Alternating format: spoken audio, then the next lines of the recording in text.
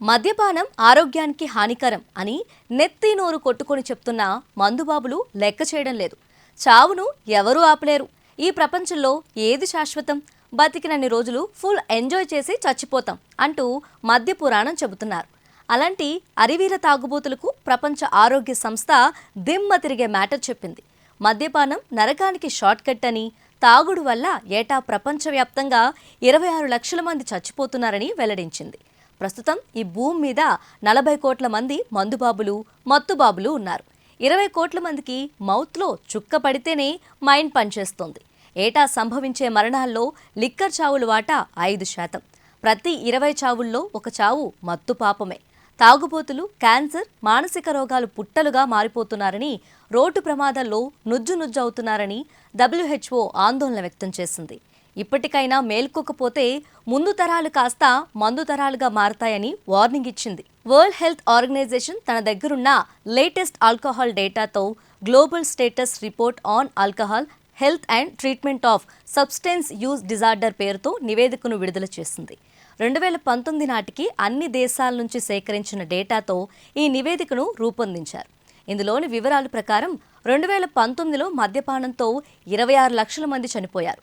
16 లక్షల మంది క్యాన్సర్తో, 5 లక్షల మంది గుండె జబ్బులతో ఎంతో అందమైన లోకాన్ని వదిలిపెట్టి వెళ్లారు.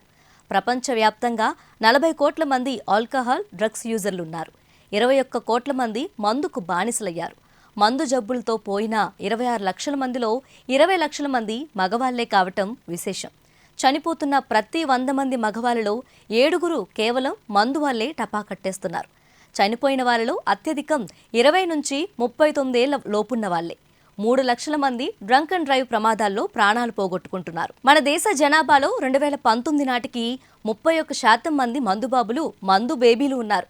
మగవాళ్ళలో 41% మంది, ఆడవాళ్ళలో 21% మంది మందేస్తున్నారు. ఇండియా జనాభాలోనే కాకుండా ఆల్కహాల్ చావుల్లోనూ చైనాను దాటిపోయింది.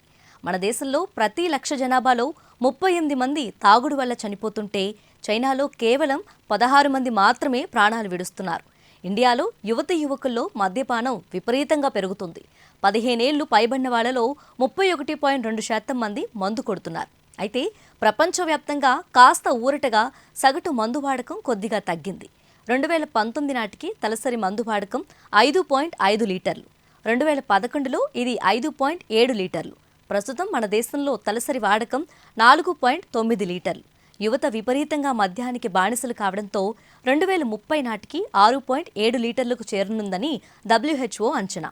విచ్చలవిడిగా మందు కొట్టే దేశాల్లో రుమేనియా అగ్రస్థానంలో ఉంది. ఆ దేశ తలసరి మద్య వినియోగం 17 లీటర్లు కాగా, మగవాళ్లు 27 లీటర్లు తాగేస్తున్నారు. 14 లీటర్ల వాడకంతో జార్జియా 2వ స్థానంలో, 13 లీటర్లతో చెక్ రిపబ్లిక్ 3వ స్థానంలో ఉన్నాయి. అమెరికా, యూరప్ దేశాల్లో మోత మోగిస్తుండగా, ఆసియా, ఆఫ్రికా దేశాలు తక్కువే తాగుతున్నాయి. ముస్లిం దేశాల్లో మరింత తక్కువ. మత కారణాలతో పాటు చాలా దేశాల్లో నిషేధం ఉండటమే దీనికి కారణం. మన దేశంలో మద్యంపై సరైన నియంత్రణ లేకపోవడంతో భారీ ప్రాణనష్టం జరుగుతుంది. ఏటా 3 లక్షల మందికి పైగా ప్రాణాలు వదిలేస్తున్నారు. తాజాగా తమిళనాడులోని కల్లక్కురిచ్చిలో కల్తీ మద్యం తాగి 65 మంది చనిపోవటం మధ్య భారతాన్ని కళ్లకు కడుతోంది. మద్యపాన నియంత్రణకు ప్రభుత్వాలు మరిన్ని కఠిన చర్యలు తీసుకోవాలని, డిఅడిక్షన్ సెంటర్లను పెంచాలని WHO సిఫార్సు చేసింది.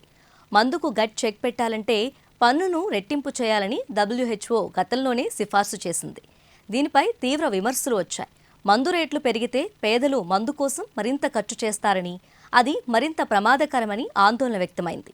మద్యంతో తలెత్తే ముప్పుపై విస్తృతంగా అవగాహన కల్పించడం, రూల్స్ బ్రేక్ చేసిన వాళ్లను కఠినంగా శిక్షించడమే ఈ సమస్యకు పరిష్కారం.